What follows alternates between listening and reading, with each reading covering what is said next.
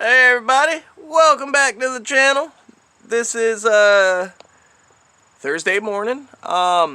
Basically I'm working on my Mk4 project. I decided it was about time to take the stock steels off of it and do something with the Audi wheels that I have. You'll see them go on in just a little bit, hopefully.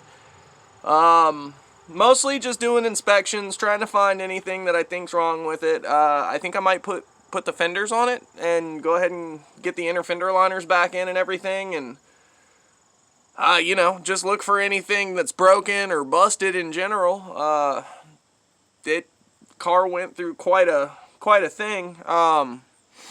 Basically, they were projecting it up, of course. It's got drilled and slotted rotors on it, front and rear, on this side at least. I haven't gotten the other side loose yet to see what it's got, but so far, front and rear, drilled and slotted rotors. Looks like they use the factory calipers, so they're probably just aftermarket rotors, nothing special for pads or anything. It looks like it has Tokiko shocks with New Speed Race lowering springs. I don't know what their deal is. I don't know how low they are. I don't know anything about the spring rates or anything like that.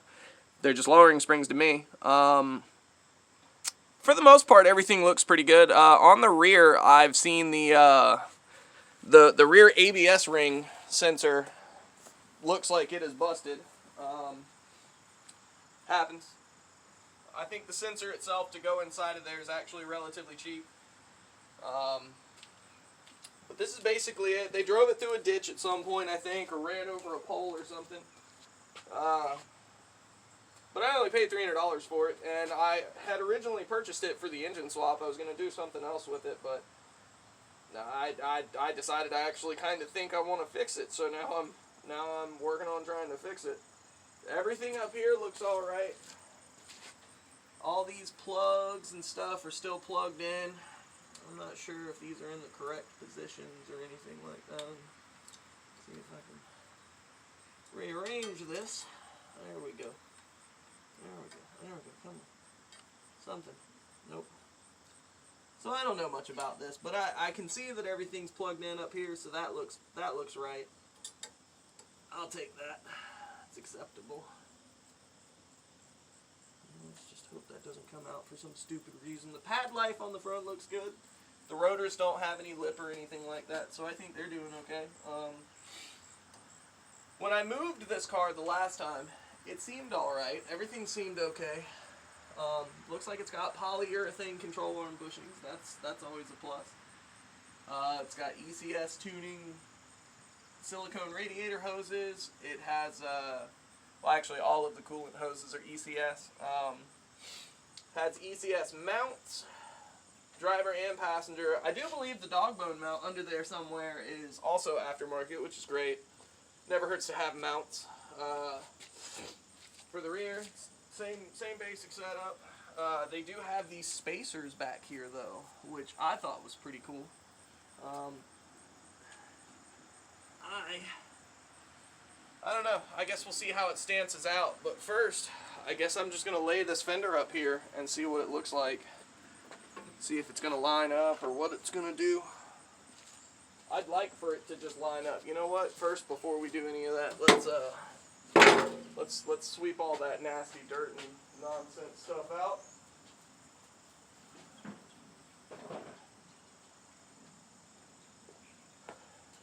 Handy dandy brush.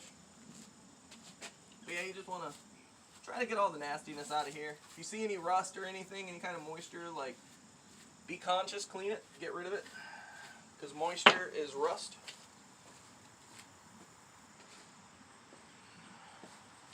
Probably use the water hose for this if you really wanted to, but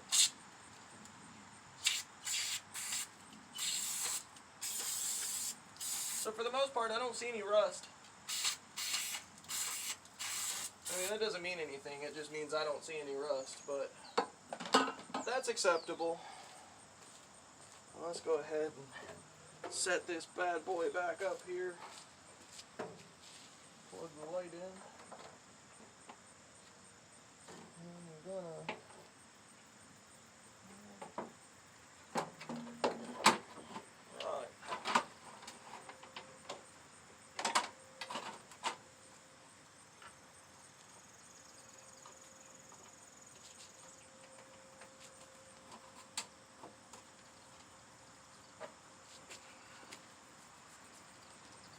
these mosquitoes.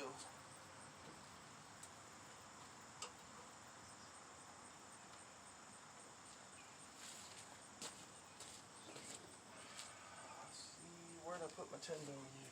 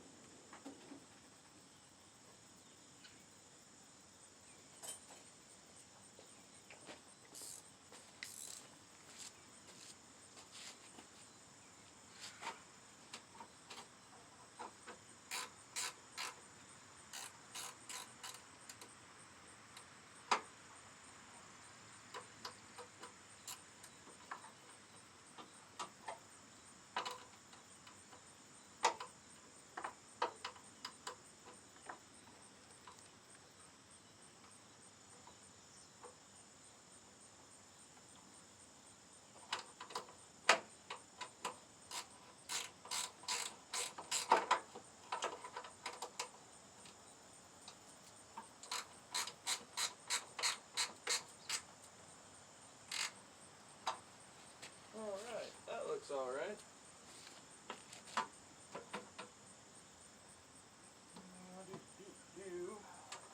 Basically, you just want to make sure that you leave gap for the door to actuate and everything. You want everything to be as tight as you can, but you don't want it to be too tight, because if it's too tight, it'll catch.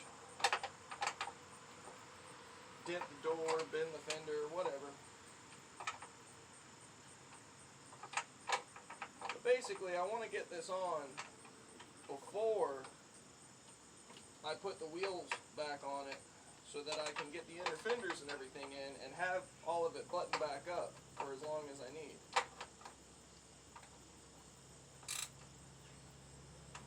Alright. So the lineup down here looks pretty good, I think. It's not absolutely perfect, but for the fact that this thing went through a ditch, or whatever had happened to it that happened to it, I'm alright with the way it turned out. I've still got to pull the front clip off the car and replace the radiator AC condenser, because I do plan on having air conditioning in this car. I'm not sure if I'm going to have power steering. The power steering doesn't currently work, and I'm not real sure why. It could be something simple, like out of fluid from the broken reservoir or a busted line. Probably a busted line. Like I said, it did go through some kind of damage. It went through some event that did put some hurt on it.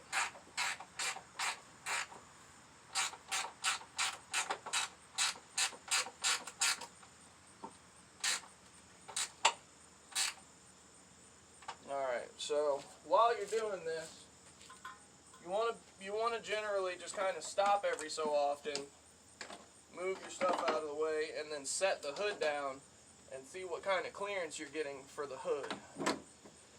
So this could be a little better down here, but up there it looks fine, and I don't think it's going to interfere, so I'm happy with that. I can't open the door right now because it's jacked up. It'll open all cockeyed and everything, so it is what it is for right this very moment. Take a couple more of these.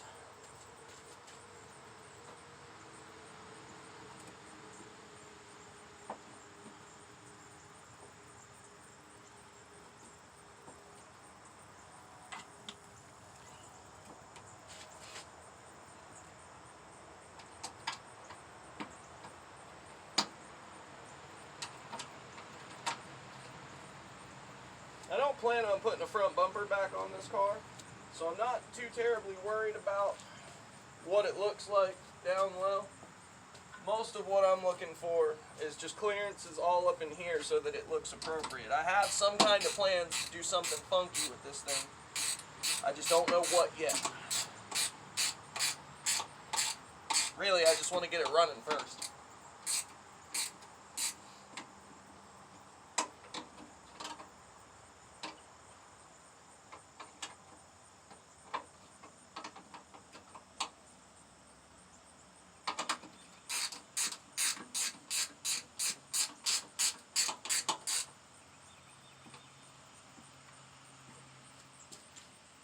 Alright, that's not That's not awful. That's not awful. Okay, we'll take that. I'm happy with that.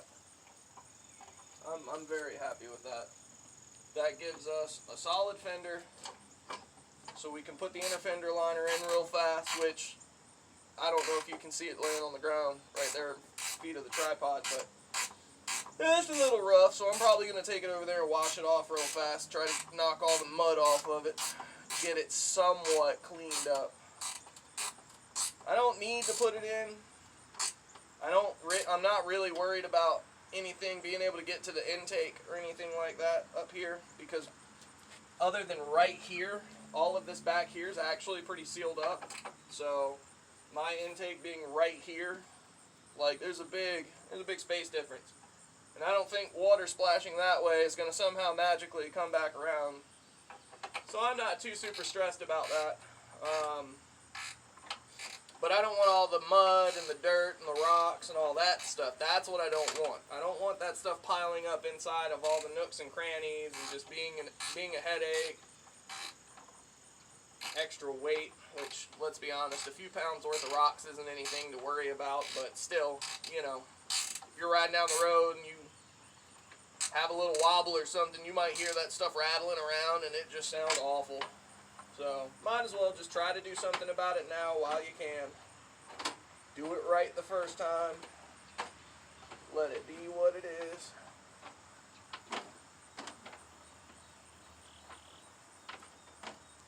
Some of this stuff, I have no idea why they were going in the directions they were going, but it wasn't my car forever, back then, so every owner has their own ideas of what they want to see or do on their car.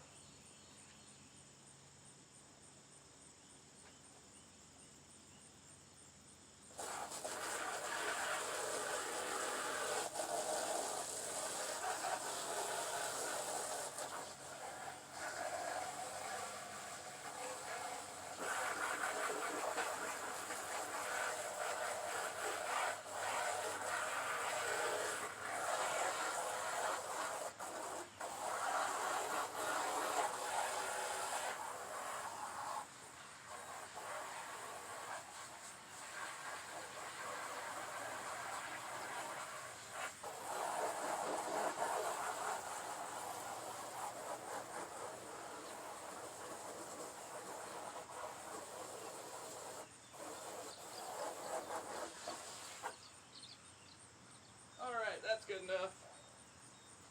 Basically, I just wanted to be able to see all the holes and everything nice and clearly. But we ought to be able to go right up in here. Let's make sure all the screws. Nope, see, there's still lots of screws left from this thing. So that just means that the last one got torn off. Well, most of it got torn off.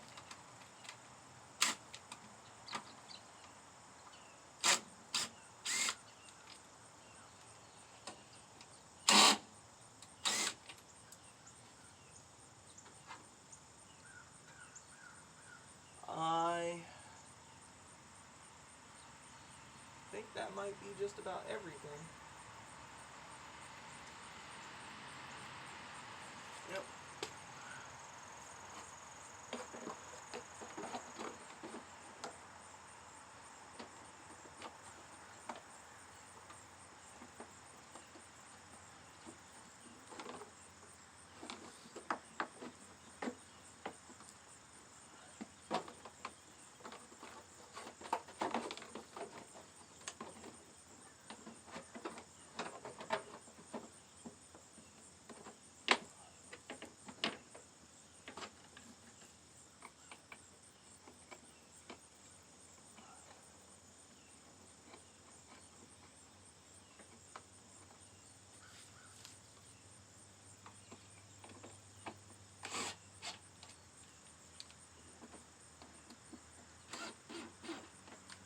You don't want to go too tight. There's only plastic backup structure to hold these things in. It's really easy to mess all that up. I don't really know what to do with all my screws though. Here's some.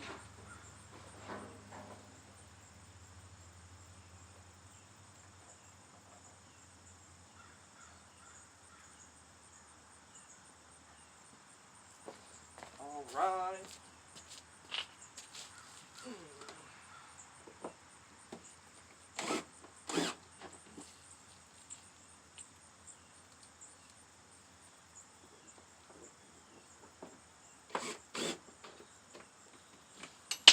Whoops.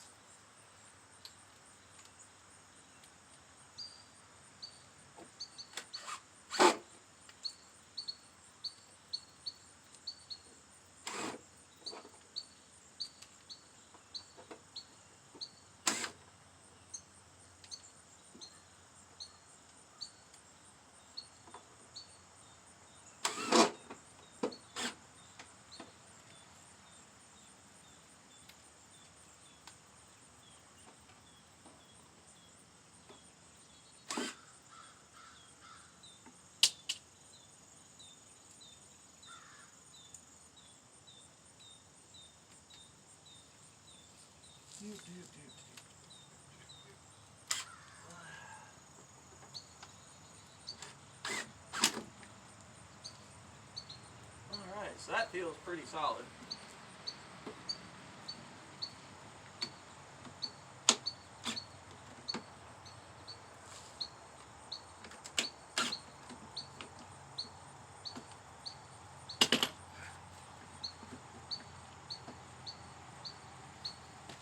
Alright. So that's one that doesn't seem to want to cooperate. That's alright though.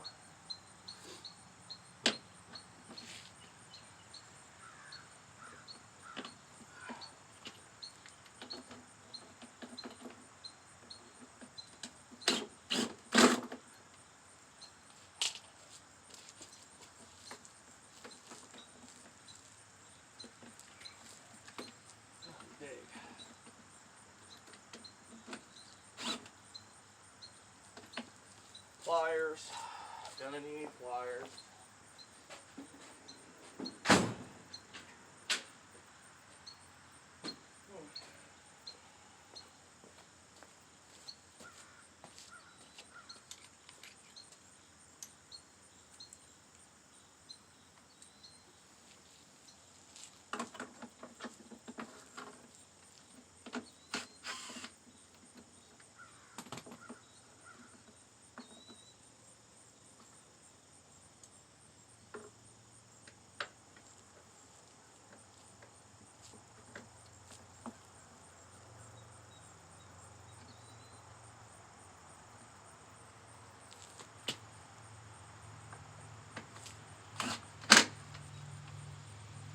Better.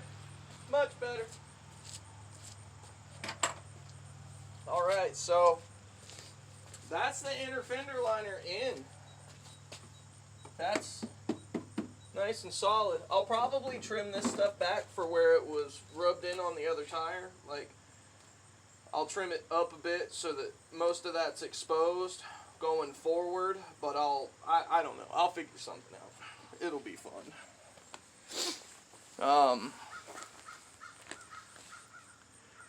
I do appreciate whoever's watching for coming by and kicking it with me for a little while.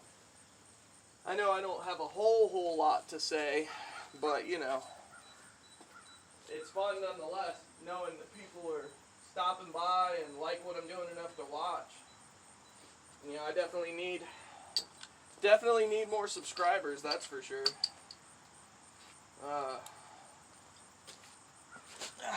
If I get more subscribers, I can monetize. And then you guys can yell at me about ads and stuff. But I'm going to justify using ads because money, shit ain't cheap. Alright, that's all that. This. And I did just paint this wheel. I did some bullshit spray paint on it. Hopefully it'll hold up and look pretty good. But you know, it's meant to just look better, not perfect.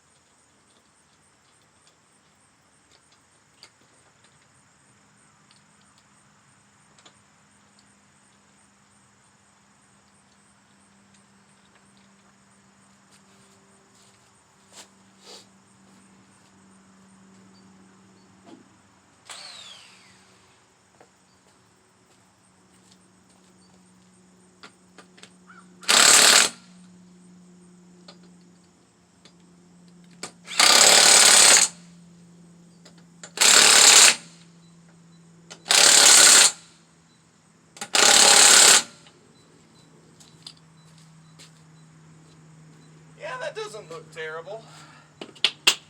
I mean, clearly,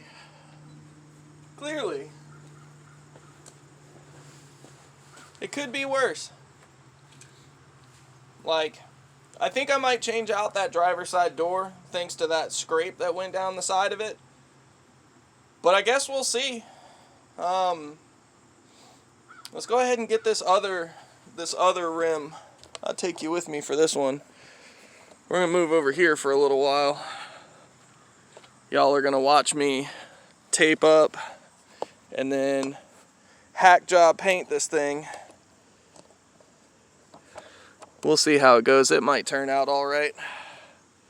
Yeah, that's a pretty good camera angle. But it's mostly dry now, so I don't feel bad about throwing some tape on it. Thankfully, it's a low profile tire as well, so there's not really a whole lot going on as far as having to tape. You're not going to need the index cards really or anything like that, especially if you're doing black like I'm doing. And I'm only doing black because it's the easiest thing that I can spray a lot of on here and not have to worry about high or low spots or any of that jazz. It's black, it's basic, it's acceptable, it's common, it is what it is. But Rust-Oleum is a pretty thick paint when it comes out, so as I spray it on kind of thick, it'll fill in a lot of these imperfections. And I know paint and body people that hear me say that are probably going to lose their minds, but I've seen people put actual Bondo on rims trying to hide curb rash and stuff from people trying to sell them, and I feel like that's pretty grimy. I'm just painting, and these aren't for sale. These are literally just for my shit box, or what I need them for around the yard, however, wherever. But it should be pretty easy to tape up. I taped the other one up just fine. Everything went smooth. Takes a little bit of time, takes a little bit of patience, but I'm not going for super perfect right here, so it's not like I have to be a professional about it. You know, this eventually, if this car gets repaired up and fixed like I'm hoping, eventually this thing, the whole car, will get some kind of real treatment in the future. But as for right now, I still don't even know if I can really fix this thing up. Like, I know it runs, I know it moves, but the real challenge comes in with once I get the oil pan on it and it's not leaking oil anymore. How long will it run before something comes up? Is it gonna overheat? Is it gonna develop a rod knock when the oil gets warm enough? Is it, like, how much damage did they do?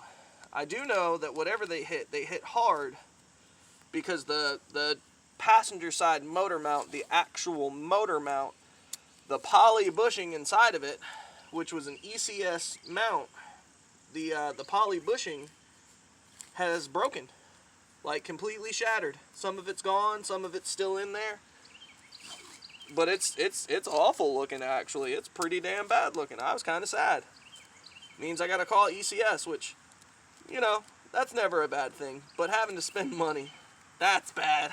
I hate spending money. That's why if you guys help me get subscribers, we can make this profitable. I'll probably just turn most of, not all, of what I can make off of here, if I make anything off of here, and put it back into the channel. You know, fuel these projects, try to get some decent camera stuff, get some mics, not sit out here on my cell phone. Dreams, goals, hell of a thing. Golly dig.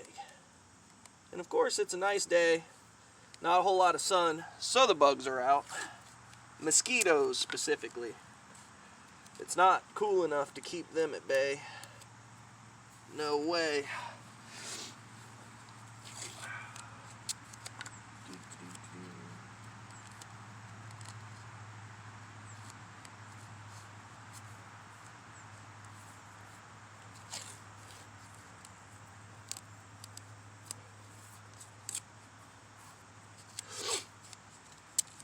Thankfully, this is going fairly quickly. The first wheel took a couple of minutes. I had to find a real stride for how I wanted to tape it, but I think I got it. I think I got it. And also, if you haven't yet, definitely subscribe. I know I've plugged it like 3 times now, but definitely subscribe. There's more coming. I've got lots of cars. And when I say lots of cars, I mean I have lots of cars. I've got this Mk4 that I'm currently sitting here doing stuff for. I've got like 4 Mk3s, Volkswagens. I've got my wife's Passat. I have my own personal Passat that is eventually going to get the treatment of some kind. And I'm just glad I get to be out here and do this. You know, there's a lot of stuff going on in the world out there right now. There's a lot of trouble to be in.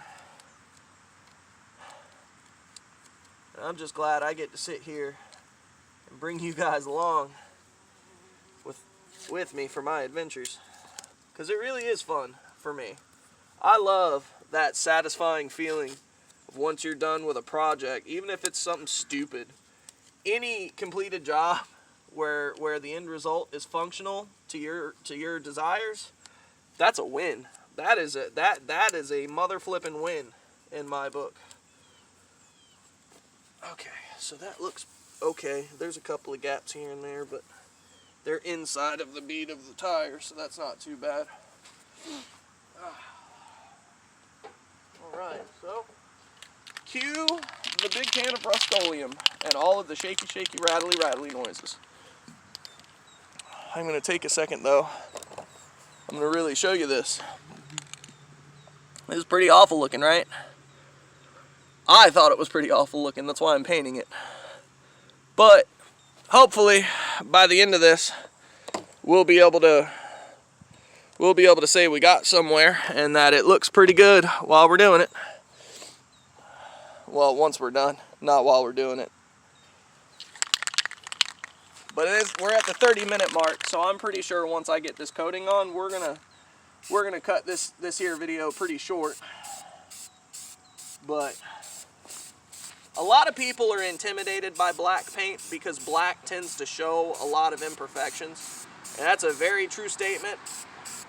Black is a flat color, so it's real easy to see shifting lines and, you know, dents. The light plays off of it really easily. It shows distortion real easy. But, you know, all in all, when it comes to Rust-Oleum though, Rust-Oleum, in my opinion, is a super duper thick paint as it sprays.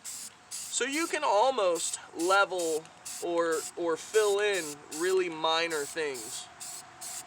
Like surface scratches, you know, a little bit of rash here and there. You won't get rid of it, but you'll hide it a little better, throwing it on kind of thick. And I think you guys you'll see what I mean when I'm done. And you know, it is Rust-Oleum, so it's gonna be prone to like running and, you know, applying weird. But, you know, bear in mind, they looked awful before. And this time around, they're at least gonna be one solid color. You're not gonna see all the scratches as fresh color, different scratches. So it's just gonna appear to be a little smoother, just being one color and not showing the damage so brightly. Oh, damn it! There we go. Alright. Yeah, alright. I hate when grass and stuff hits it. That's part of the problem doing it outside. You should probably do this inside in a well-ventilated area. You probably end up with a much better result than me. But again, this is all in hopes that the car itself is actually going to be worth fixing. Worst case scenario, I've got a painted set of Audi wheels that I can put on the next 5x100 car I've got.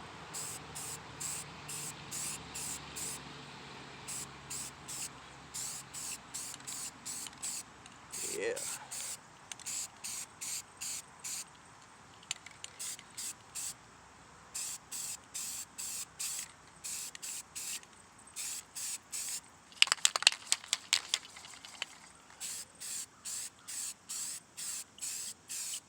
I also like to put this stuff on real thick.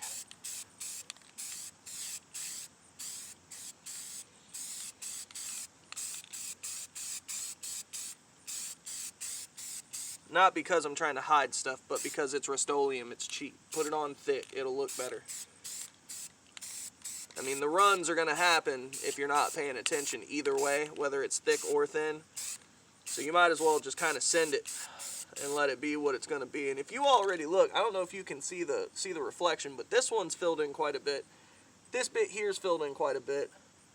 That little thing there is just about gone. So, you know, there's a little bit of method to the madness. And of course, you bear in mind, if you're using Rust-Oleum, Rust-Oleum itself doesn't actually harden once it dries.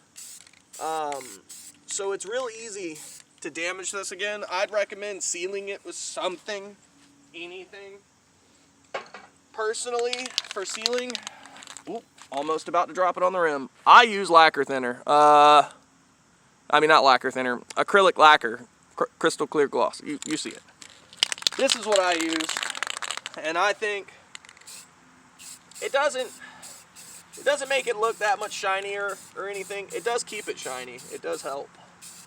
It is a form of clear coat, but the point is, this stuff actually gets a little harder than normal. Clear coats are more of a protectant thing, from what I'm to understand. Of course, I'm not a paint person. So I've literally just heard a bunch of people talking shit on YouTube like I'm talking now. But for the most part,